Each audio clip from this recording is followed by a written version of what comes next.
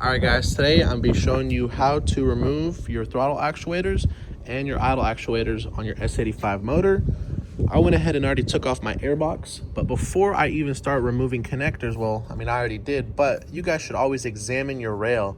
Reason why is because this section of the engine gets super hot. This plastic is very brittle and all these connectors can easily break off. This engine has 120,000 miles, so it's no surprise that anything could easily break, causing me to have a check engine light for my idle actuator. Now, I did get a CAN bus related for bank 2, but since I'm already going this far in, I'm going to be going ahead and doing some preventative maintenance on my throttle actuators. Plus, I always recommend to take out the actuators because it's only held in by 3 bolts. It gives you a ton of more room. You can see right here, this gives you plenty of room to work with. Stick your whole hand in there and easily take out the actuators. You can take out the idle actuators with these in there, but I just recommend doing it.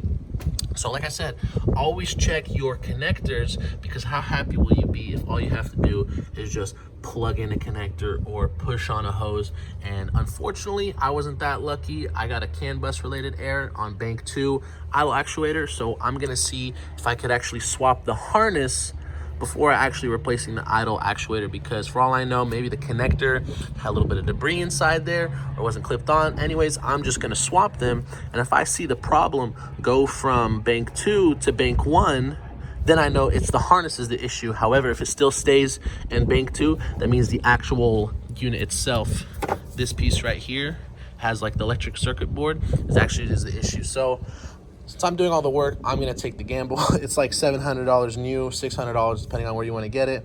But yeah, I'm gonna go ahead and start removing those and show you guys how it's done.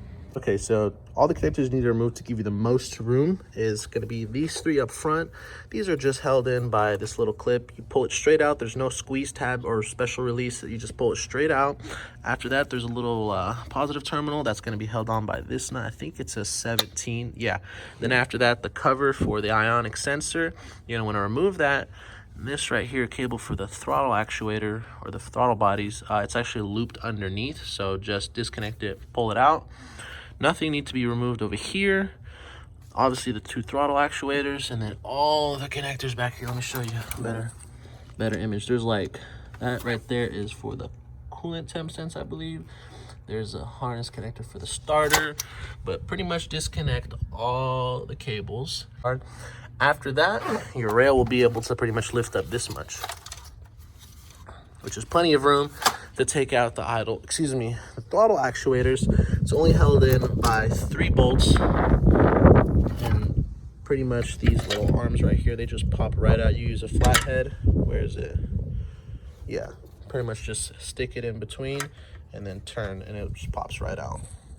The thing you want to do is mark which bank these actuators came from. Now, the reason why, even though these have the same part number and they can work regardless of where you put them, it's if I'm going to be planning on doing some sort of diagnosis on them, I know exactly where to put them. So if I do like a repair on this actuator and I don't replace it, I want to put it back in the same place I found it. That way, if I get the same code, I'll know, okay, the repair wasn't successful and I actually have to replace the whole unit. So make sure you do that for the left-hand drive vehicles in America. The passenger side is bank 1, the driver's side is bank 2. So I took this one out from here, this is bank 1, took this one out from here, this is bank 2. Vice versa, same thing for the idle actuators. All right, so I went ahead and took off the lid. Inside this actuator, you can see how worn out the teeth are on the gears. It is so thin, it's like about to break compared to the others.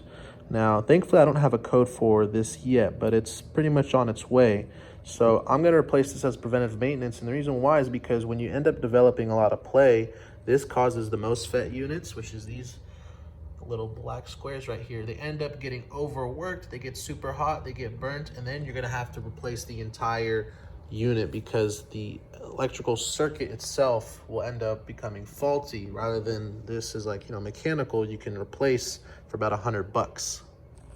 Now, you want to remove the 3 10mm bolts that hold in the idle actuator, and then disconnect the little hose clamp that's attached to it and yank it out. This was fused on there, so it was pretty hard.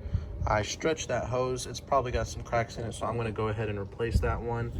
But yeah, so before I replace this, I want to open it up, see what the cause of failure is. That way, maybe it's something I could fix on my own, or if not, I'm just going to have to pay $600, $700 and install a new one.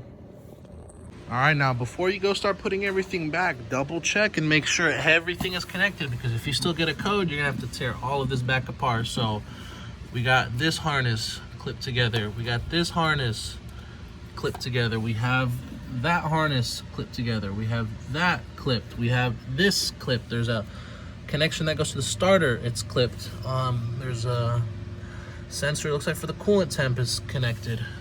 Make sure, don't forget to reconnect this right here. I told you to loop it from underneath.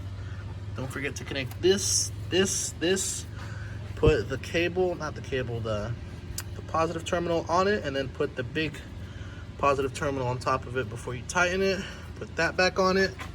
Once you have all that done, you can go ahead and put the covers that protect the ionic sensors. Put back your coolant reservoir and bolt it up. And then also, this is one securing bolt here, and there's another 10mm bolt in the back. Don't forget that.